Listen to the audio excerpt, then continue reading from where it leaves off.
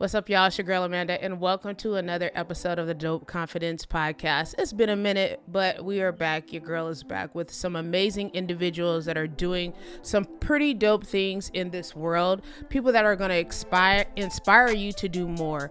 So if you have been enjoying these episodes that we've been dropping, just go ahead and you can share it, become a part of our community, but just be a voice to entrepreneurs that have decided to carve their own path. And I just want you to know, everyone that comes on the show, they agree with me in saying that you can do it too. You can do it too. It may be hard, it may be challenging, but you can do it too. You can achieve your dreams and go after the things you want in life. So I'm going to introduce my guest for today. Her name is Natalie Haynes. She is an educator, a registered psychotherapist, and a speaker. She has taken her work to create safe spaces for individuals to have uncomfortable conversations about race. So she makes the uncomfortable very comfortable, and I'm going to bring her in. Let's see. Hey, Natalie, how are you? I'm good. How are you? I Nice am to nice good. to be here with you. Yes, yes. So I'm excited to have this conversation that may be uncomfortable for some, but it's definitely a conversation that needs to be had in so many different spaces. So tell us about your journey first, because you didn't start off as a registered psychotherapist. You were in a totally different industry. Totally different. Let's Totally talk different. about it. I actually went to school for economics Oh, wow. and yep, and I worked for about 13 years at a Canadian Tire Corporation, which is an organization in Canada. And I was in logistics and supply chain and did everything from, getting products into the distribution center to my last role being a manager at one of our distribution centers. It was the Montreal distribution center. And so, and, what I loved about that Mm-hmm. being there was working with people, Mm-hmm. so I always worked with different teams, and that was where I really enjoyed like the interpersonal things that happened between individuals. And but when I was about 24, Okay. so while I was there, I just realized that, I was talking to one of my friends and I realized I've been in, I just can't get out of my own head. And she's like, Mm-hmm. maybe you should talk to a therapist. And I was like, I'm not crazy. Yeah. Because at the time, you know, it was you just didn't do it. And so but I did. And, it was very quickly that I realized that, huh, maybe there isn't something wrong with me. Maybe there is more that I can Mm-hmm. offer. And maybe the beliefs I've created about myself aren't true. And Mm-hmm. so, from that place, I decided to, you know, I joined, I signed up for a psychotherapy program. I signed up for another, I did two different psychotherapy school programs and eventually left Canadian Tire. And then I started my own practice and I've had my practice there for about 15 years now. So, Wow. So it yeah, was your own personal journey with your wellness, your mental health that yeah, uh, led you on the path of, I want to go a little bit deeper, not just for myself, but be able to help other people because you had a heart for people. absolutely. Yeah, Absolutely. yeah. Yeah. And Yeah. how It was was, that journey? I mean, I know there's two different worlds. So how was that journey coming from, the tire corporation to psychotherapy? it was hard. It was because I had a full-time job. I knew I was getting a paycheck every single week. Mm, And or I had a guaranteed income, and I was moving into entrepreneurship, which was, I had to sort of create my own path. yeah. So there was a lot of moments where doing whatever I needed to do, even though I was afraid, I had to do it anyway. So just doing it scared, you know? Mm-hmm. So whether it was like introducing myself to people, joining networking groups, um, I had a lot of support, along the way, which was helpful. But even in the moments when I didn't have that support, I needed to believe in something that I knew was for me. Mm-hmm. And honestly, it was like day by day. And there's times when I didn't know and I'd have to find out information, or I'd make a massive mistake and I'd have to, correct that. Mm-hmm. But it was, it was the persistence of just staying with it and doing all those little steps, and you know figuring what I needed to do from whatever mistakes I made. That's the thing that actually helped me to get to where I was, or where I am now. Yeah. Yeah, And it I was a love great how journey. I loved how you talked about like it was a process. It was a day by day thing because I think a lot of times, we have this goal in the stream of something that we want to pursue. And then once we're in it, we're like, oh, this is really going to take some time. I was thinking that a year tops, you know what I mean? Yeah. I didn't know it It's was so, going to take all of this, huh? yeah. And even you Yeah. speaking about you leaving, a very well paying job and then Mhm. pursuing a new career. And I know that had to be scary as well. Oh, it was very scary because it's jumping into the unknown. It's jumping completely into the unknown. Now, I at the time had a naturopath that she was my naturopath, and she decided to open up her own clinic. Mm, And when she opened up that clinic, she said, I'd like to have, when I told her about what I was doing, what I was studying, she's like, I'd like to have my own, a therapist on, like, within this clinic. mm-hmm. Because a lot of times when we have, emotional things that we haven't dealt with, it actually changes into something physical, right? It Mm-hmm. manifests into something. Like stress is like a mental thing that actually has an impact on our bodies. Mm. So, she wanted to have um, what's the word? Like a collective, that where Yes. it was a cohesive group where there was, many different disciplines. And so I was one of the first people that joined her clinic. So I had a space to go, but it was still my business. It was still, me doing my work, creating a website, Mm-hmm. getting my name out there, figuring out what marketing work looks like, just step by step by step by step. Yeah. So it was a journey, but I mean, one of the things that I, love about it, and try to remember as I grow and do different things, Mm-hmm. is that, one of the things about, becoming an entrepreneur, I'm sure you would agree, is like it tests every button that you have. Like it tests every Oh yeah. if you've got some insecurities to work out, it's like, here you go. So true. And because you're a psychotherapist, you already know it's like, oh, Yeah. really? Oh, Yeah. you're so right. Oh my gosh. Yeah, it's so true. It was just, I was like, oh, okay. I've got to put myself out there. I got to tell people this is what I'm doing, even though if I don't even know if I'm good at it yet. Yeah. And Yeah. it's like that constant, facing your fears and, Mm-hmm. growing Yeah, through that. and putting yourself out there, like you said, like going to networking events when you just like, I really don't want to, talk to anybody and share what I do, and I'm still growing, and just all Yeah, those thoughts. I'm sure, even though from a mental health perspective, that's running through your head. The average person, like when you go to these events and you're just starting your business. that's right. That's Yeah, right.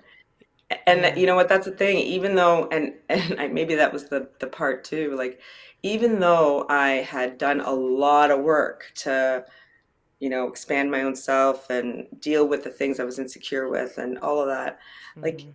it was me in it. You know what I mean? Like it was Yeah. me. Like I still had to face that thing. It was easier, Mm-hmm. and I knew all the things, but you still had to feel all of the discomfort of like walking into a space and introducing yourself to someone and having that little awkward moment of like, I don't know what we're going to talk about, right? So, right. Or, getting it wrong and Mm-hmm. then figuring out, okay, I got to learn from that. And how do I do this differently?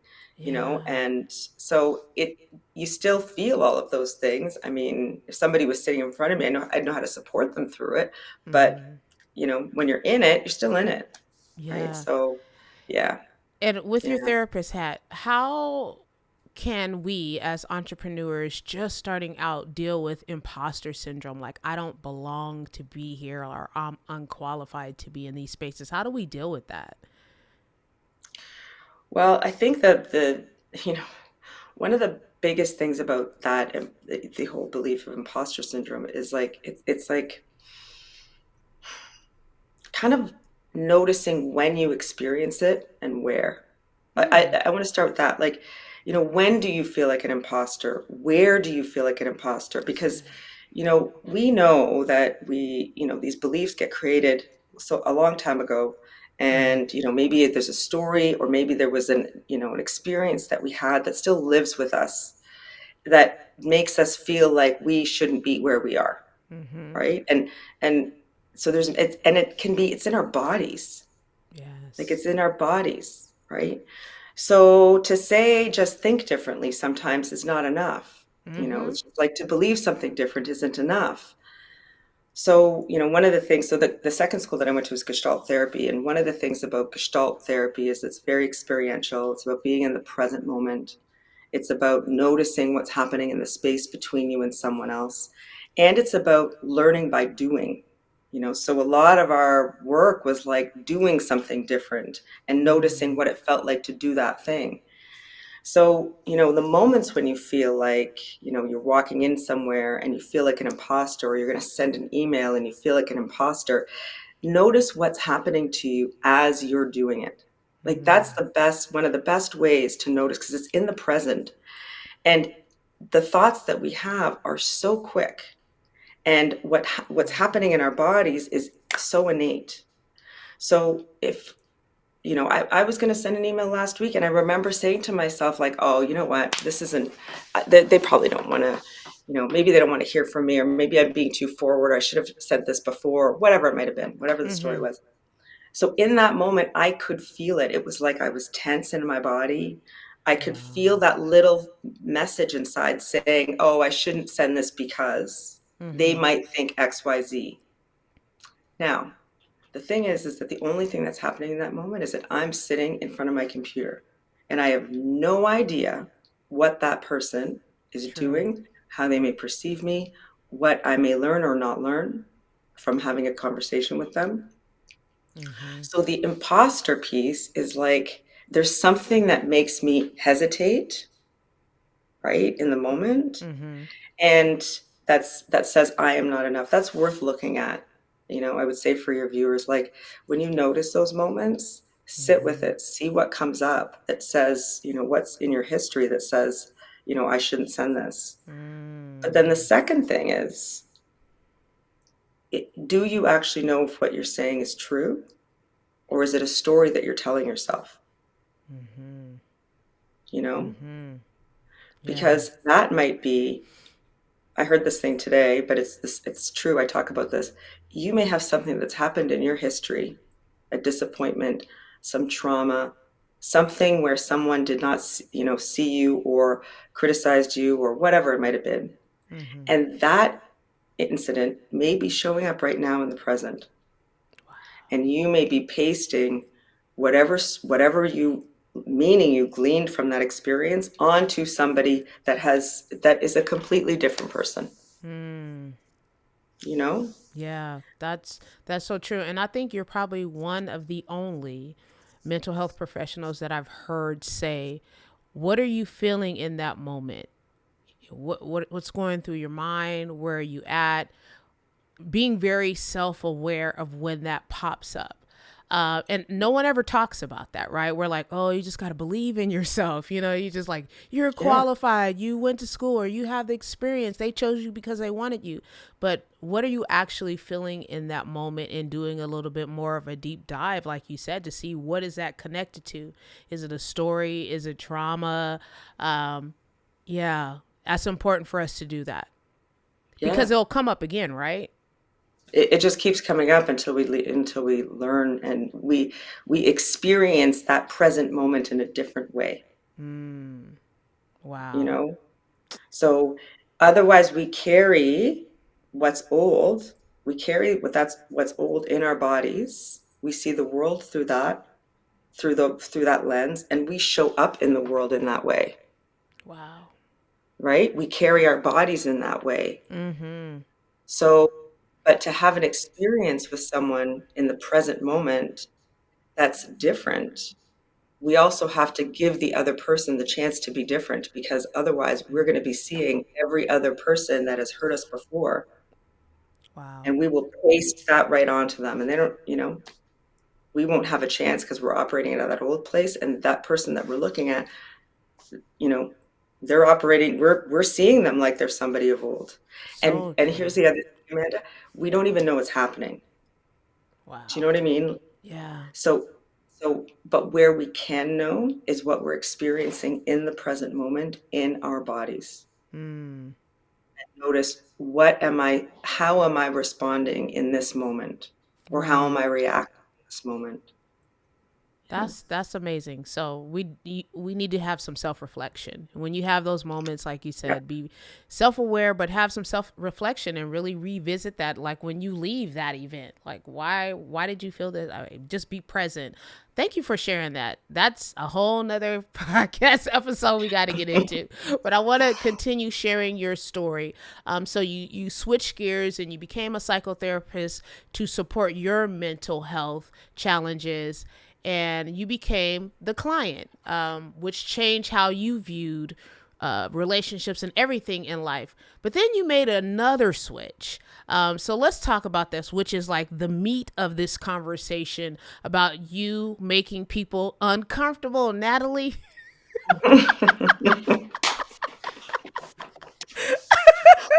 So you have these experiential workshops and online courses about mental health and equity and inclusion and belonging. But there's something special that you do.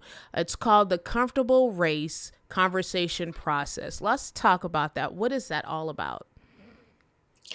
So this is a program I created because I saw the need for people to learn how to have conversations about race. Mm, And so, with other races, right? Because otherwise, how do we change this divisiveness that, we're experiencing in the world, right? mm-hmm. And so I'm going to tell a bit of a personal story. So when I was growing up, I created a belief, unconsciously created the belief that because I was Black, I was not okay. Mm, And the moment was I was having a birthday party, and I asked my mom if my friend was coming, and this friend was white. And I was 7 years old, and she said, no, she's probably not coming because we're Black. And I wow. was like, we're Black? I'm Black? Like, so I was 7, you Wow. know? Yeah. Now, we know why she shared that. She shared that because she wanted to protect me. She wanted me to know about the world. She wanted me to, it was Mm-hmm. all for love. However, in that moment, what was created was the belief that, and it was totally unconscious, I didn't even realize it, that my skin, this organ, our largest organ in our body, took on a meaning now. That was Mm-hmm. what it was unconscious to me, and all of a sudden it was something that I knew. And what it meant was is that people wouldn't want to be friends with me, or I Mm-hmm. wasn't good enough in some way. Now, I didn't know that I had done that, but as I grew up, that belief was reinforced in what I saw in the world, and in being one of the only Black kids at my school, and how I was, some of the ways in which I was treated, and what I Mm-hmm. saw in the media, all of that. And like I was sharing with the imposter syndrome, right? It Mm-hmm. showed up in my body and how I showed up in the world.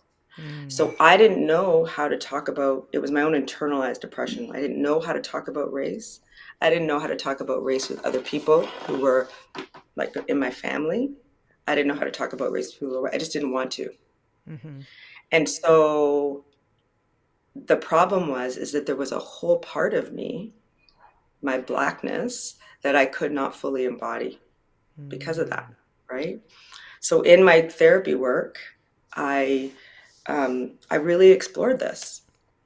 I explored my whole identity and all the feelings and beliefs and the thoughts and you know, like what yeah. happened, changing how I showed up and Mm-hmm. reclaiming what that meant. And so, fast forward to 2020, when George Floyd was murdered. Mm, I'm watching all these people online, and I'm watching like in therapy, I watch people have conversations or how they have conversations with me. And what I noticed was there's so much, it's such a loaded conversation. We've been told not to talk about race with other races. We've have had this inequity that's been systemic for too long. Mm-hmm. There was so much brushing over that, now all of a sudden people want to have this conversation, and, Black people or marginalized people are like, wait a second, like, this has been around all this time. Now you want to have this conversation. And it's like, it was like this, you're watching people miss each other Yes. completely. And so one of the things that I've learned in my psychotherapy training was that we had to start with ourselves. Like I had started with myself. My Mm-hmm. inability to talk about race had to do with all of the feelings that I had and the belief that I had about myself. Mm. And I knew that, that's my journey for my racial identity. Mm-hmm. And I'd worked with a woman named Deborah Plummer. I took one of her workshops, and she was a Gestalt therapist too, and the chief diversity officer at University of Mass Medical. And she presented all of this work from a Gestalt perspective, but also from a racial identity perspective. And then I was like, each one of us has our own journey when it comes to race. Mm. Whether you're white, whether you're Black, whether you're Asian, no matter what, right? Like That's so each true. person has their own journey, Mm-hmm. and what their journey is unique. And so how I learned to talk about grief and anxiety and stress and all the different things that we talk about from a mental health perspective with Mm-hmm. Gestalt, we always started with ourselves. And so that's why I created this program. I learned how to talk about race by starting with what made me uncomfortable when I had the conversation. And Mm. I created a program based on what Deborah Plummer taught me on how do we look at this from a racial identity perspective. Right. Yeah. Wow. Mm-hmm. How did you feel once you decided, you know what, I'm going to really create this signature program and show up in the world and have this very uncomfortable conversation? I could only imagine what was going through your mind.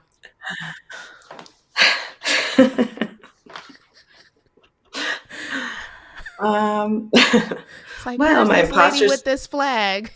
yeah, yeah.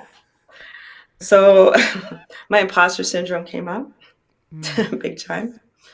I'm like, who am I to, have this conversation?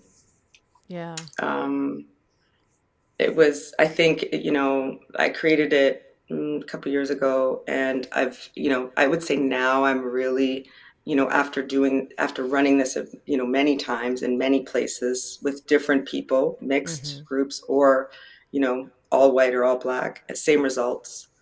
So I was like, you know what? No, this is the right thing, because my approach is to have everybody tell their own stories as they're noticing what they're experiencing as they're sharing the Mm. story.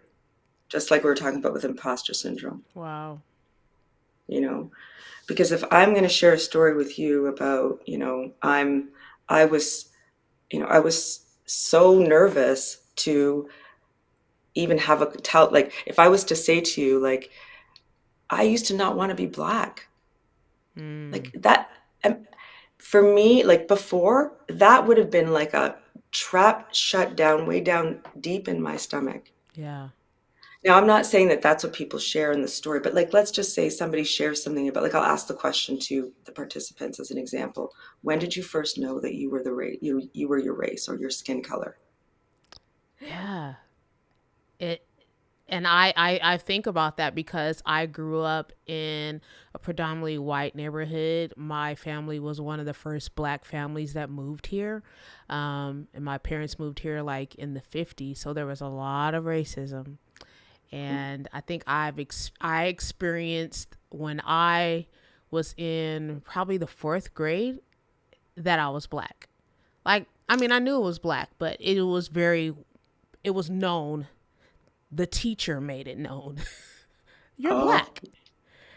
And that just I remember that like it was yesterday, and it was more than 30, 40 years ago. But that's when I found out. I was like, wow, I'm Yeah, black. yeah. Mm-hmm. And so even as you're sharing this, like, can you notice all the feelings that you have? Oh All, yeah. yes. I mean, and I'll tell a really quick story. Like, we had to write a paper about Abraham Lincoln. This is history in school in fourth grade. So I wrote about how how Abraham Lincoln freed the slaves.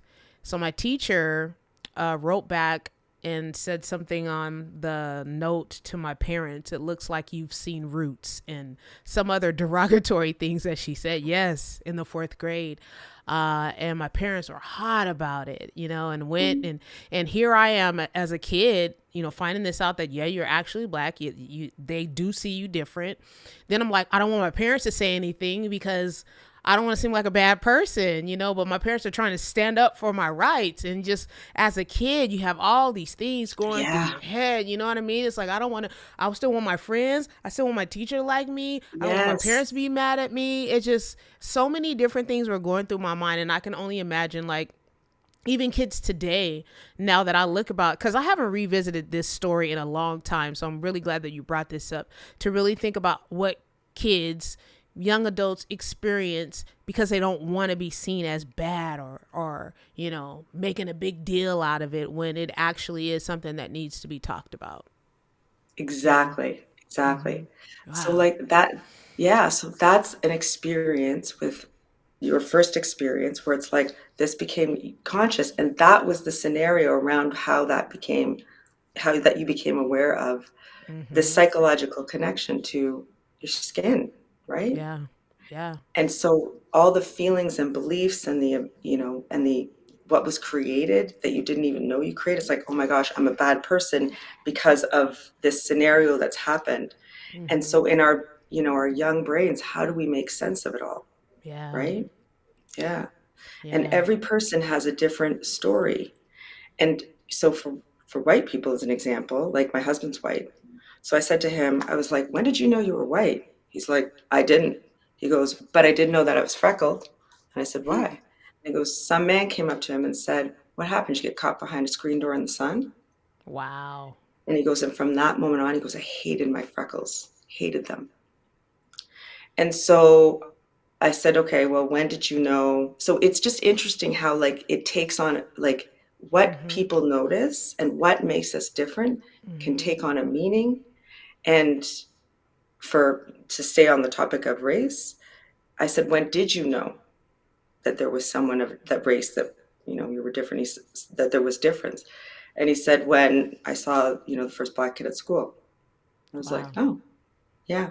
Hmm. And his family has a very different, they're very open people, and so he had a very different kind of response to that. But let's imagine someone else who heard, like your teacher, right, Mm-hmm.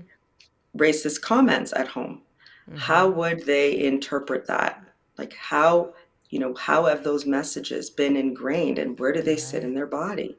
Mm-hmm. you know So for the Wow. people that are really willing to, that want to lean into this, and there are a lot of people that want to know how to have conversations about race, and they don't know Mm-hmm. how Mm-hmm. because they're afraid of what might happen.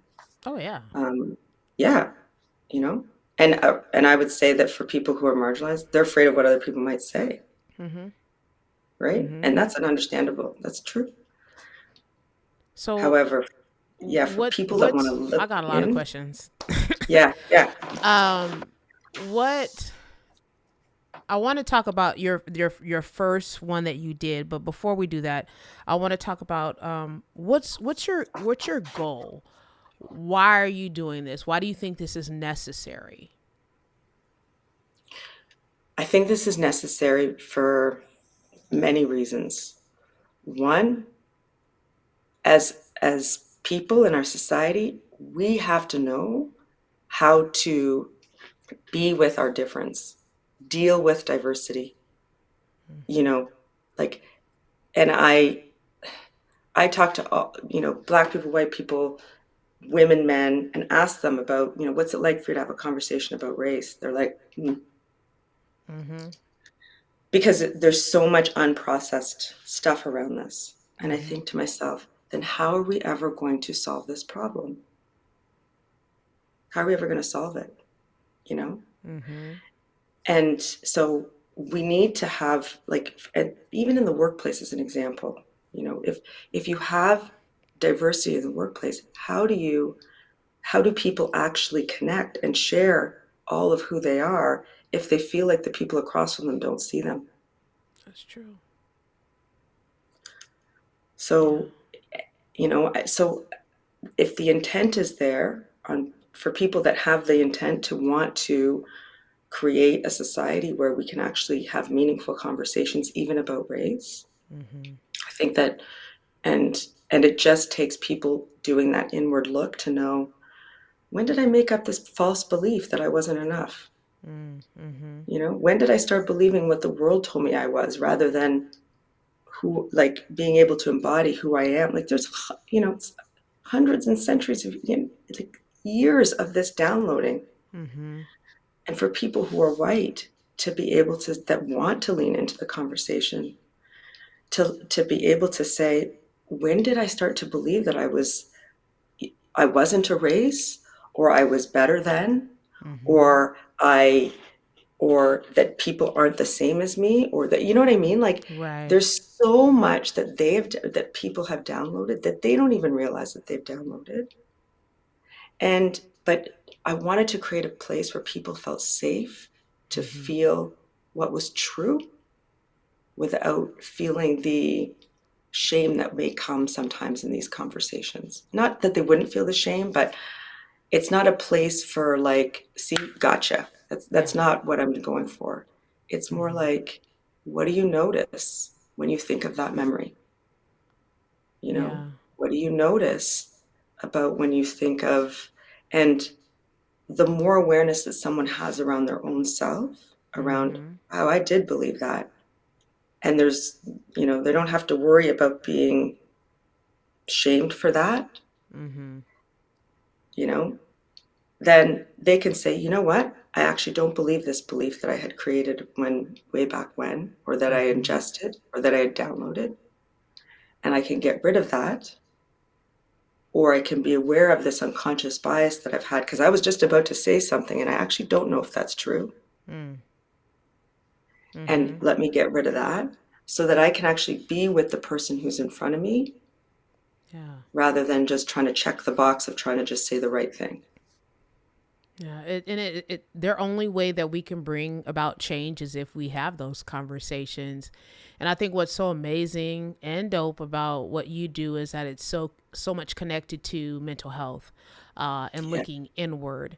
And I think, there's a lot of diversity and inclusion programs out there that have at workplaces, and but I have yet to see one that really starts with, besides the inward part, but also the mental health part. Because, the things that we experience, the trauma, like your husband, it just really starts to shape our identity and how we see ourselves, absolutely. all the way into adulthood, and if you Yeah, don't have these conversations where you can process, and you're a therapist, you do this, help people to process their pain, their trauma, start to do unpacking, I think that we miss out on having a more fulfilling life as an individual, because those things can hold us back from certain things that we want to go for in life, goals, aspirations, dreams, whatever it may be. We get held back from those things.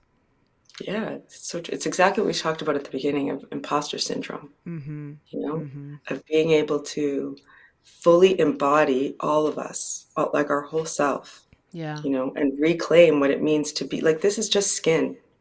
Mm-hmm. It's just skin. But the social construction has created so much meaning about our Mm-hmm. skin. Mm-hmm. So unless we know what we've each psychologically created with that, we will show up that way. I showed up like I was not enough, you know? I Mm-hmm. showed up like it wasn't okay to be Black. And then once I leaned into that really uncomfortable space, I was able to embody, like, no, this is what it means. This is my expression of what it means to be Black in the world, not Mm-hmm. what anybody else has told you, or, Right. you know, and each one of us has a different expression of our unique backgrounds, you know? True. So Yeah, true. like, yeah. So talk to me when you did your first event, your first program, when you first launched. How did you feel? Walk me down that day. Oof. um, I did a beta version first Okay. of my program. So I did it, I recorded it myself, I videotaped it myself. So I run, it's run in two parts. So it's comprised of two parts. I have an asynchronous portion. Okay. So I've got pre-recorded videos that happen over 6 weeks, Mm-hmm. and the participants consume that. And then the next week, there's a 90-minute practice circle. Mm. So we meet online Okay. and we explore the topics that they've just consumed in that previous week. So I just did it, and I recorded it. Um, I edited my own videos. There was probably not so not so succinct edits. Anyway, but the response that I got was unbelievable. I mean, I know Wow. there's places where it could have been, but one of the things that was most impactful for me was a woman who'd taken my program, and her husband was Black, and she has children who are Black. Um, and she said to me, she's like, Natalie, this changed my life. I'm like, Wow. what do you mean? She's like, we used to have conversations about race, but I never really understood like what that thing that was in the air. Mm. And she said, it wasn't until we took this that I really started to see what he was talking about. Wow. She was crying. She was like, this has changed everything for me. And I was like, oh, okay. Wow. Maybe this is okay. You Mm-hmm. know?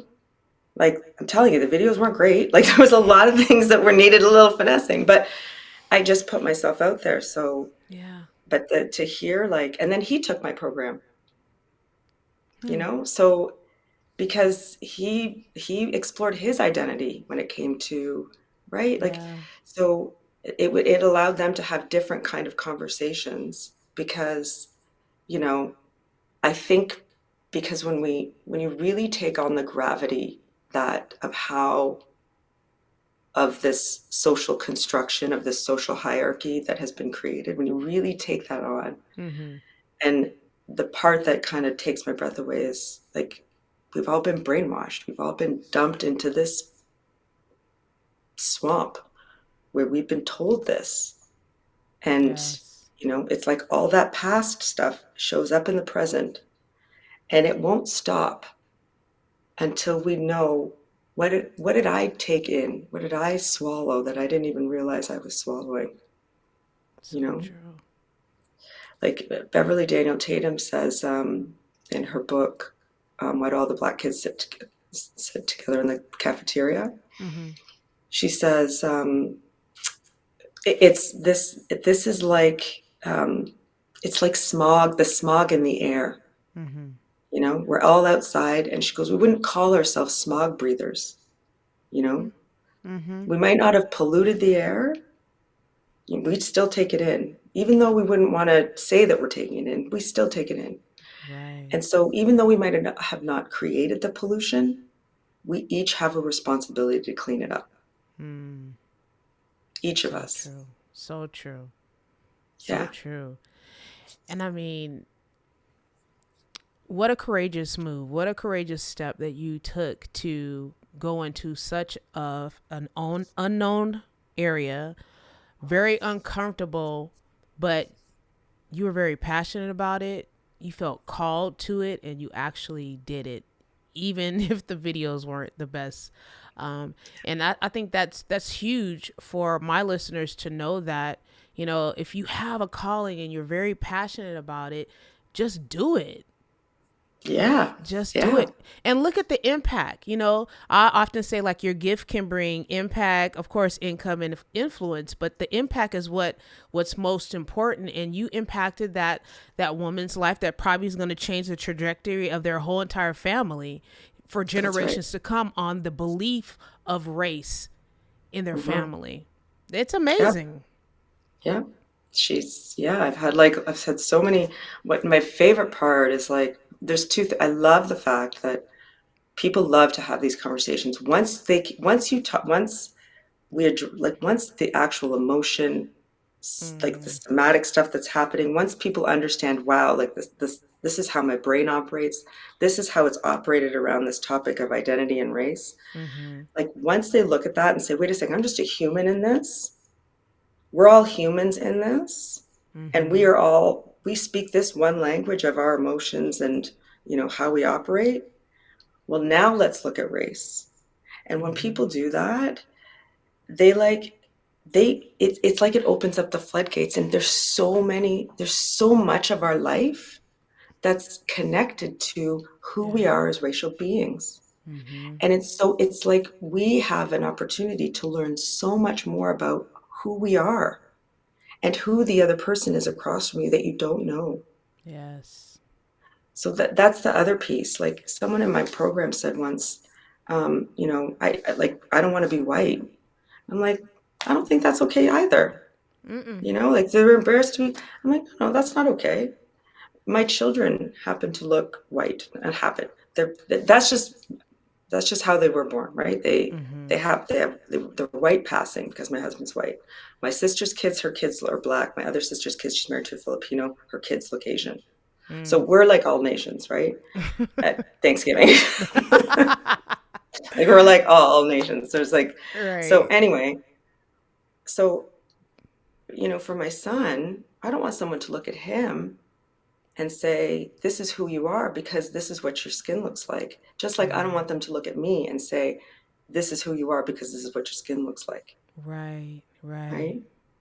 But I got to own how I look at you and how I look at myself.